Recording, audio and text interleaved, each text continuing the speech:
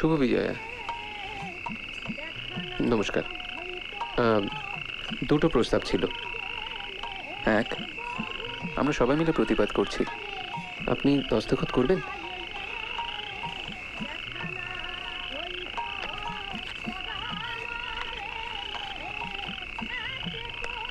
ইংরেজির বিরুদ্ধে প্রতিবাদ করছেন ইংরেজিতে? বাংলায় প্রতিবাদ করলে ইংরেজ বুঝবে না, পড়ে সই করুন। গরিব বিধবাকে ঠকিয়ে লিখে নেবার কিছু নেই বিহারী বাবু।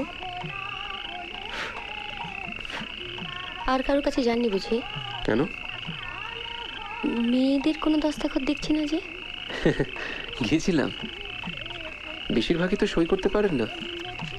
যারা পারেন তারা ভয় করেননি। ভয়? ইংরেজের? না, খারাপ হাতের লেখার। আর দ্বিতীয় প্রস্তাবটা মহিন্দার।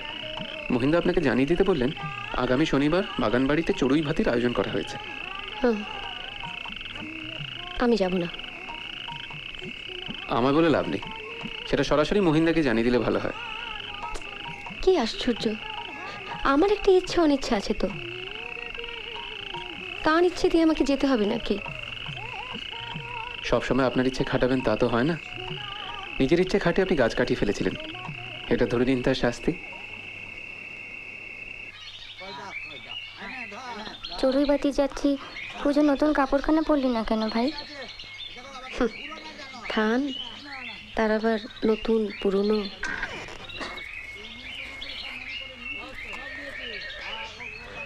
দুটো উপায় আছে। এক, তোমরা যদি একটু চেপে বসো। দুই, আমি পাদানিতে দাঁড়িয়ে যেতে পারি। তাহলে দ্বিতীয়টাই ভালো। সে কি, তোমার বালির যে আমার সঙ্গে এক গাড়িতে যেতে আপত্তি আছে সে কথা আমায় বলনি তো? বালি নামটা কিন্তু আমাদের আদরের নাম, শুধু আমাদের দুই সইয়ের জন্য। তাহলে অনাদরের নামটা তো জানতে হয়। আদর করতে জানলে সব নামই আদরের। মা তো শুনেছি বাছাই বলে ডাকেন। সেটা কি কম আদরের হলো? তা নয়, তবে সবার মুখে সব আদরের নাম মানায় না। আমার ঠাকুরদা আমায় আদর করে একটা নাম দিয়েছিলেন, বিনোদিনী।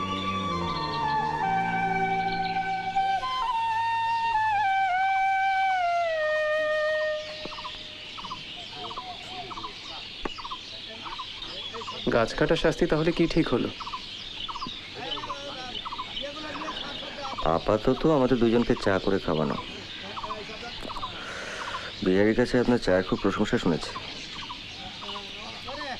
না, একদম বালিকে চা করতে পাঠাবেন না, বেচারা কোনোদিন একটু জিরেন পায় না, আজ একটু এসছে আনন্দ করতে।